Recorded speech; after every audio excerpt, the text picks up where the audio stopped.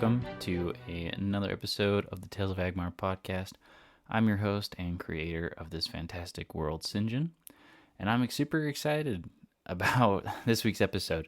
I'm shaking things up a bit for the origin mini-series that we've got going on, and I'll explain it in a few minutes, but first let's just get a couple announcements out of the way. Now, for starters, let's talk about the book. Now, that's the whole reason why the podcast exists, and I figure we should just chat about it for a second again. So, update for you all. The main draft is almost complete. I may have finally gotten some stuff worked out that will allow me to finish it quicker, thanks to some amazing family members of mine, just helping me get stuff organized. And, organization is good in life. We'll stick with that for now. So, important thing for you guys, though, once this first major draft is done, then I will let you guys know. Like the day I probably the minute I finish it, I'm going to be posting on Discord that it's finished. And then in the episode that gets recorded or that's scheduled for that week, we'll see what happens. I'll probably add in like a little blurb that I finished the book, right? Or not finished the book, but finished the first draft. And the big thing is once the first draft is finished, we've talked about this before a little bit, but I'll then be able to run through and get a couple editing out of two editing things out of the way. One is a grammar editing, which is going to be the second one. The first editing is just more of a continuity editing. I just need to run through, make sure everyone keeps their same names, planets are named the same, everyone has same ranks and whatnot. I just want to make sure, that you're reading and all of a sudden, just like, okay, hold on, I thought we were here, not there. Or, I thought so-and-so's name was like Bill and not Bobby. That sort of a thing. It's just a quick check I'm doing because I've read stuff before from other authors that have just put something out and, they've got that kind of problem. And I would just prefer that you guys can focus really on the main story of what's going on, get you excited for the book. Maybe you can give me some feedback if something's not working, or if you just want something explained a little bit more in the final book, that will happen. Those first two edits are going to happen, and then the book's going to start going up online, right? So you guys can read it, share it with your friends, etc., etc. On the back end or background, while you guys are doing that, I will be tying up a whole lot of the book how I see it fit to be tied in there, which is also going to involve a lot of grammar editing, right? The ending will be finished. Just so you all know, I will not be giving you the full ending. Sorry for that.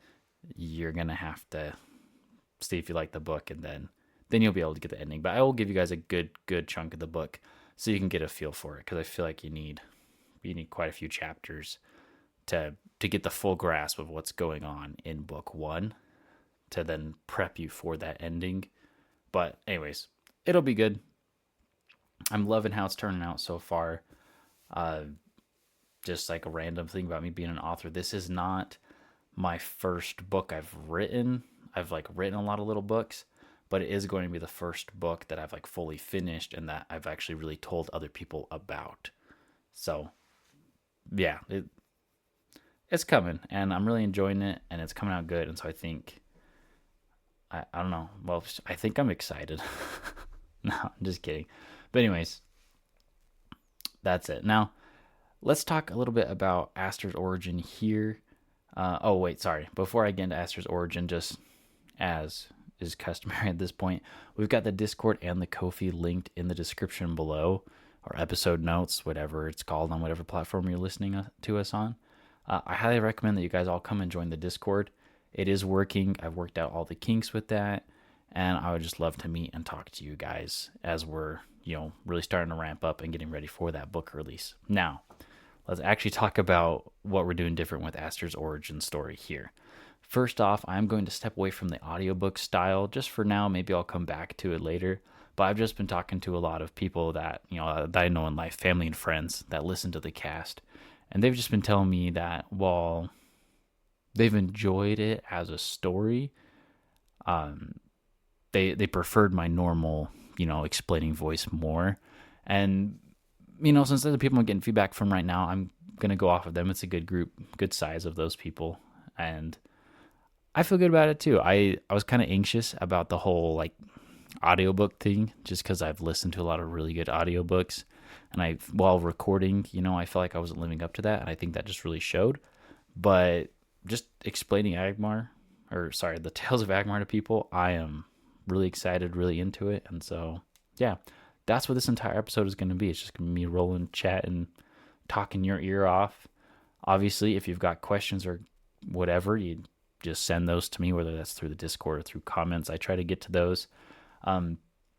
If you're commenting on a platform and I do not get back to you within like 24 hours, come into the Discord and tell me what platform you're on so then I can go find you and comment to your question. Or you can also just ask the comment in the Discord. Maybe I'll answer both ends. But I probably just will answer both ends just so that everyone everywhere, gets what's going on with that question. But anyways, I would just really encourage you guys to go there, as that is going to be the big thing. Like how I was talking about, I'm going to go on the Discord first and announce, oh, hey, like I finished the first draft. We're getting closer. The Discord is going to be like the big thing where I'm making those big announcements. It's going to turn into that big community hub. And I know there's like a few complaints about Discord right now. And the server we have isn't large enough at this moment to really pop up on like Discord, like the, head Discord people's server, well, their radar. But anyways, if there is another place aside from Discord that makes it more friendly to people online, definitely let me know. I'd be interested in looking into those. And if we move the community at some point in the future, whether that's now or some ways down the line, then I'm all for that to make it more accessible for everybody. Now, with all this going on, right, we're going to be chatting, focusing more on pre-recording videos as well. I'm trying to pump this out. I've got stuff coming in the future, but thanks to the revamp of my schedule, I should be able to record ahead of time, like way, way ahead of time than I am now. Then we will not be doing the compilation videos anymore. If you guys like those, though, if you liked having like the big long videos, let me know.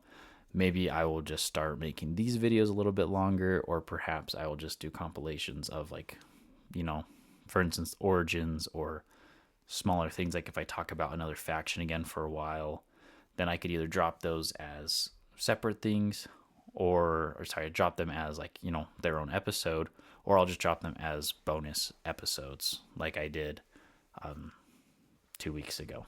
So last thing, we haven't talked about it for a while, but art has sadly been postponed just for a bit, just because, right, there were just a number of things that were in the way.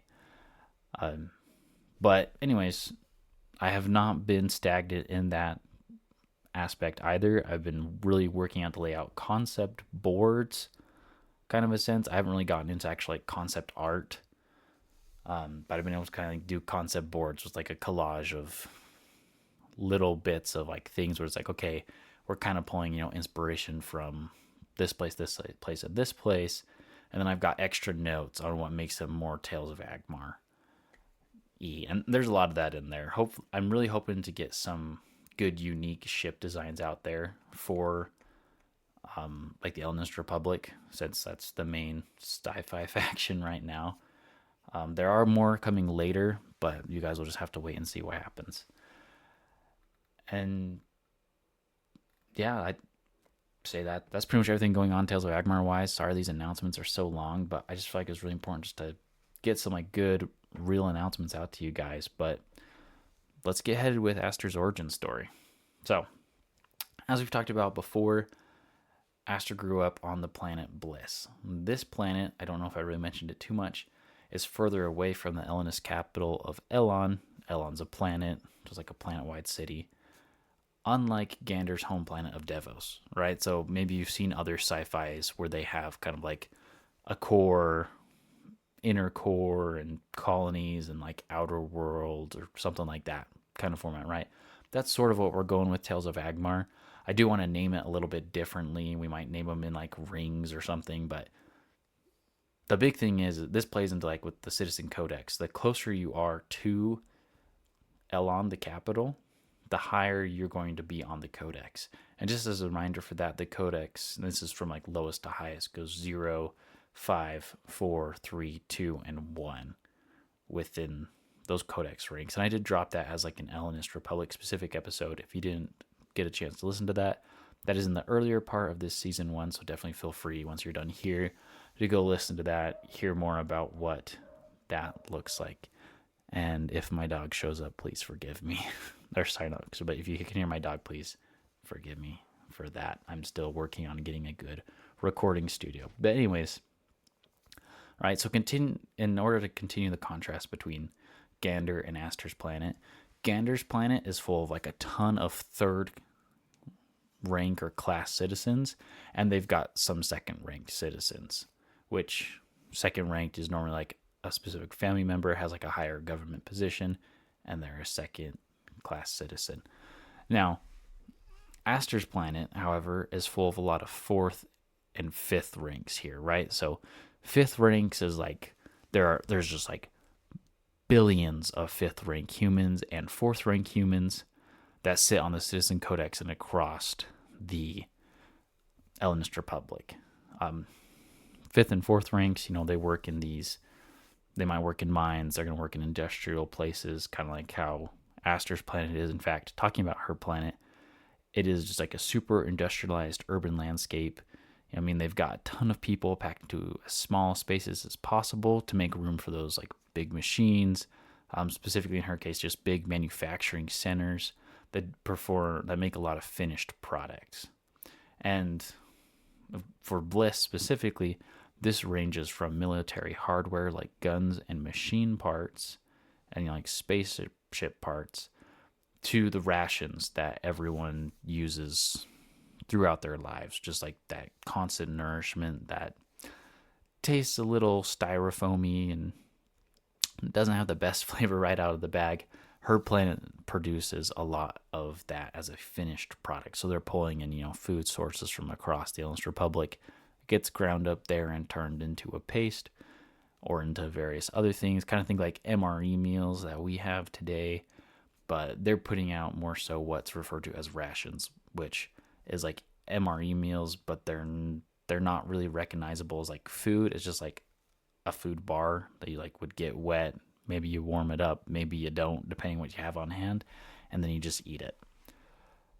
So, as I was talking about that, if you immediately went to, planet-wide cities and that are like crazy billions of people crammed into a single, hive structure, like those humans of a certain tabletop wargaming system, then you are on the right track.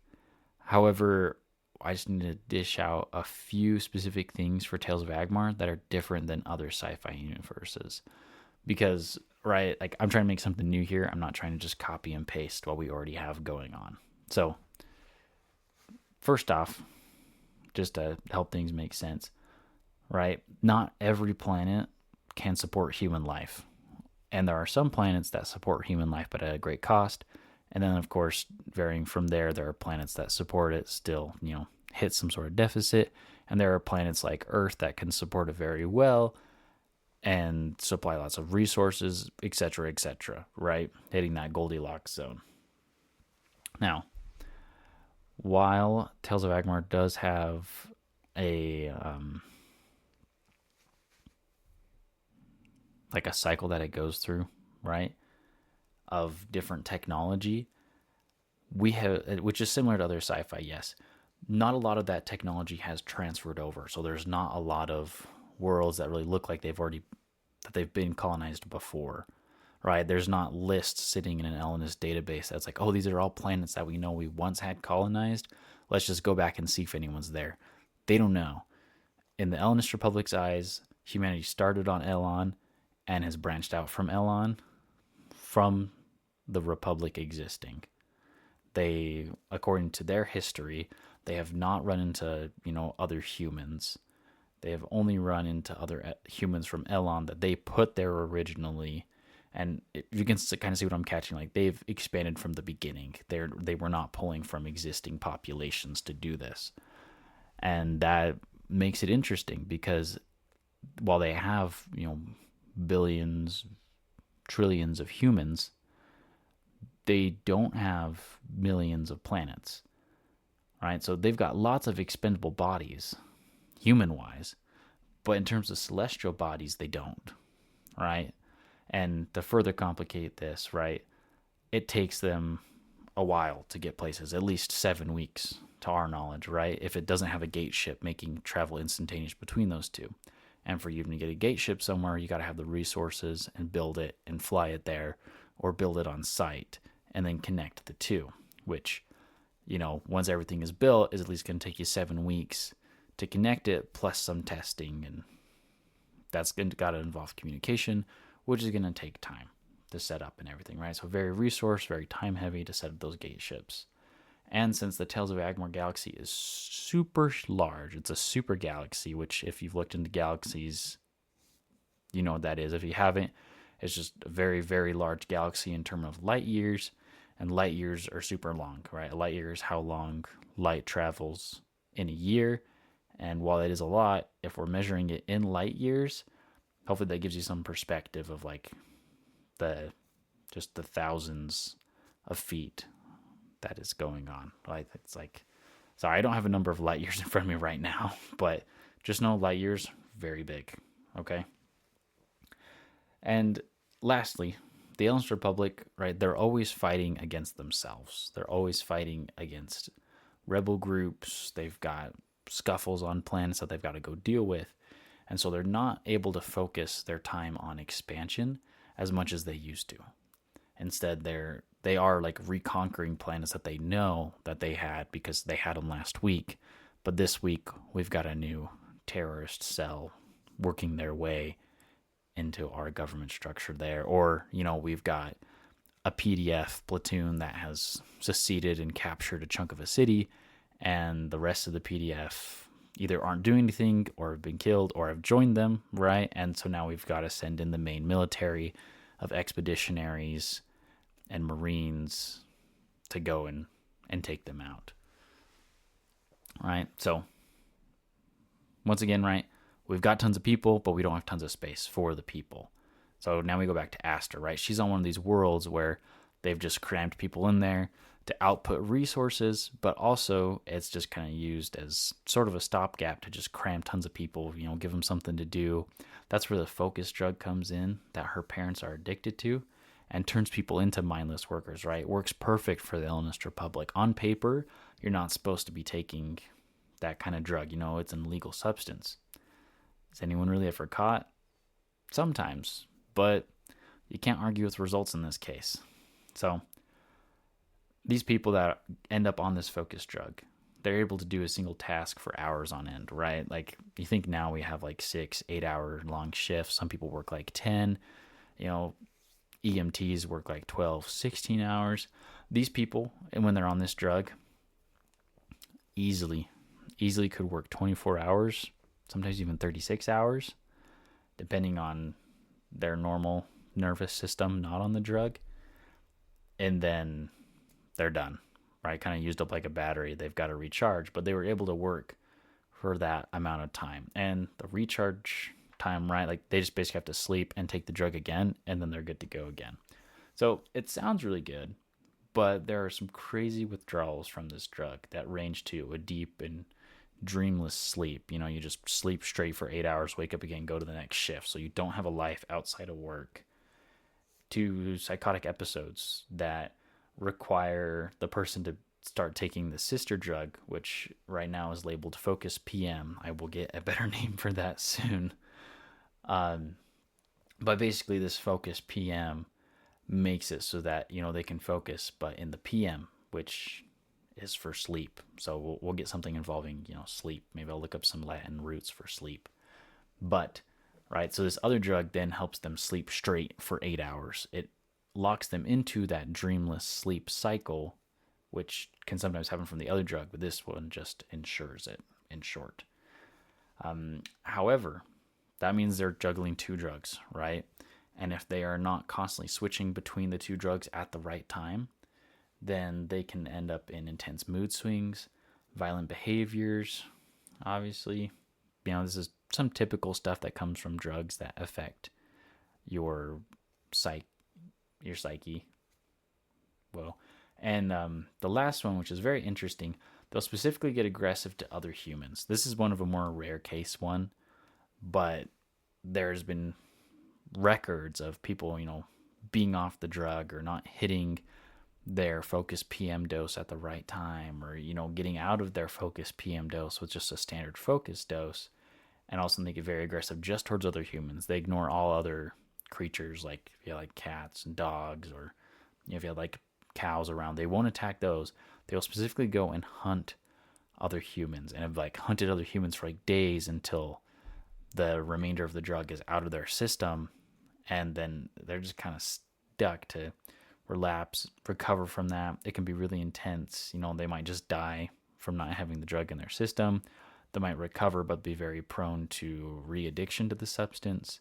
A lot of similar things that we face in our own world today with drugs. Now, Aster's parents, right, they're addicted to this. While they don't get the last one, thankfully, they get the first two very constantly because they don't make tons of money, and so they're stuck trying to ration that focus PM drug between the two of them, or sometimes they're just not able to obtain more of the standard focus, right? And so many times Aster's been stuck in the middle of them having those intense mood swings or those violent behaviors, and has gotten beat up many times, especially when she's like 3-4 years old. Now, obviously, this does not condone child violence or abusive relationships. If you are in any of those, I would encourage you to get help from trusted sources. But Aster, this is what she grew up with, okay? She's a victim of this. And on top of this, right, so Gander's planet, he lives on Devos. They've got access to a school for all the citizenry. They, kids are always going to school. That's what they focus on up until they're 16, graduate, choose a career, continue their life in the Ellonist Republic. Aster, as a Class 5 citizen, does get access to this. The academy on Bliss is only available to Class 4 citizens. Class 5 citizens, like we were talking about before, there's just so many of them, right? The government isn't that concerned about them aside from like a birth date and a citizen number in the index, and then they're just used as cogs in a big machine. And more often than not, in terms of military service, they're just drafted right into being an expeditionary and then shipped out.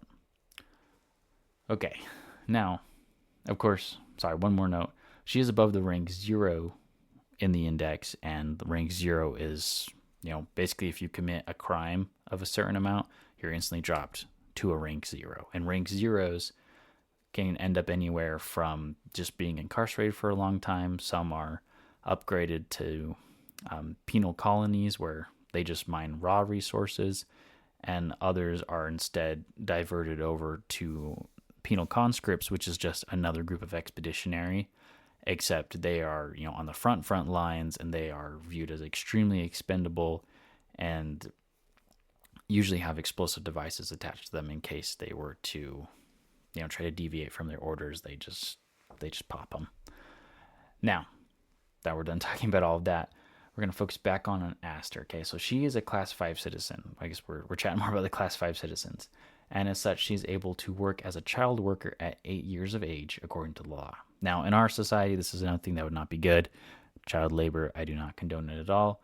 This is just something that's written into Tales of Agmar to give it that nitty-gritty sci-fi feel, and to show you just, what Aster has been prone to her life, what she grew up with, how her view on life is so much different than Gander's.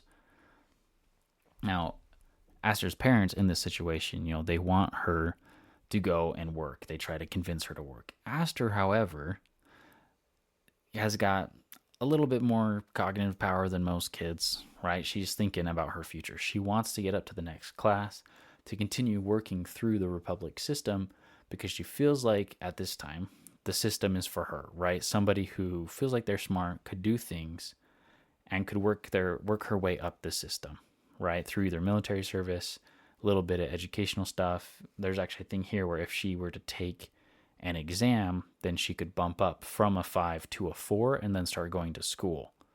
And that school would be paid for by the state. And then up until 16, then she could get into a different kind of career and continue from that career up to like a Class 3, possibly even a Class 2, if she gets really good at it and really sought after by the government. So while Aster is focusing on this, her parents, on the other hand, are only thinking about here and now. She's turning 8 soon. They want to get some of the focus drug in her and just get her to work, right? But we run into something interesting here. coming up to Aster's 8th birthday. She doesn't know about this. Obviously, her parents try to keep it a secret from her because she's always talking about this other thing. And when brought up of, oh, like, do you want to work at the factory? She goes, no, I don't want to work at the factory. I want to take the entrance exam and get into the academy so that I can start working on leveling up my citizenship. When Aster's 8th birthday comes, they, give her food in the morning, standard ration, but they've spiked it with focus. Aster goes to eat it. It tastes off. She doesn't eat it. She leaves it there. She's not numbed like her parents were hoping, and instead goes off and, kind of connects the dots that this might not have been normal food. She goes, finds some food somewhere else, and this is just like there's like tons of notes that I've got that I'm all reading off of. So pardon for me if it sounds a little bit scatterbrained, but this will eventually hopefully turn into a book or like a novella. That's sort of like Aster's origin. That's what I want to do with everybody, but we'll get there later. Anyways, so she starts figuring this out, like, oh, like I think my parents drugged me or were trying to drug me, right? She doesn't feel super off because the food just tasted really bland, like really, really bad to her. It's kind of like if you've ever eaten like expired food before and you get like that weird like burning tingling sensation on your tongue. That's what Aster had that's what she gets whenever she tastes focus, right? So another time her parents try to be like, hey, like just, take some focus. It'll help you, focus on, your work for the upcoming exam. Because in this case, if Aster has to take the exam when she turns 10 years old. And at 10 years old, if she takes the exam, passes the exam, then she can get into the rest of the academy, right? It's sort of like the senior-ish academy that Gander had in his story. Anyways, for just another note here, if Aster were to not, or any kid really, were to not get into the academy and level up their citizenship from a 5 to a 4 by 16, they are forced to join the workforce, right? And they can't move up the index using those entrance exams. And then the only way they're kind of really able to move up is if they do military service. And 5s cannot become Marines. They can only become expeditionaries. And so she would have to try to go from expeditionary to Marine, and then have to level up in Marine to level 3 to even get close to the ACE program and become an ACE specialist. Anyways, we're going to cut it off there. We're running a little bit farther on our usual time. But so that's part 1. We'll come back next week for part 2. Thanks so much for you guys that stayed and listened to the end. Definitely, drop in the comments what your thoughts are so far about Aster's story, maybe about this new storytelling thing where I'm just basically like running through the events like I would talking to somebody in person if I were just going to give them a semi-quick synopsis. And yeah, we drop new episodes every single Monday at 7 p.m. Mountain Daylight Time. So please follow, like, subscribe, join us wherever you are. And yeah, this is fantastic. I'm really enjoying this. I hope you guys are enjoying it too. And just as a little bit of a teaser for just about Gander and Aster. They've been a thing through so many iterations of the story line of Tales of Agmar. Just kind of from the beginning, Gander's been a thing, and Aster popped up and became a thing. It's mostly their kind of relationship between the two has been based off of my own dating experience at the time. But a couple of years ago, I just kind of decided that they're going to hit a certain kind of flow, and so that's what they have now. So I am happy to say that at the beginning of Tales of Agmar Gambit, they will both be alive, and yeah, they don't have any problems with each other. Everything's going good. Just know that they are both alive at the beginning of Tales of Agmar Gambit. And yeah, without anything else to say for right now, I hope you all have a great week ahead of you and be the best you can be. I'll see y'all next week.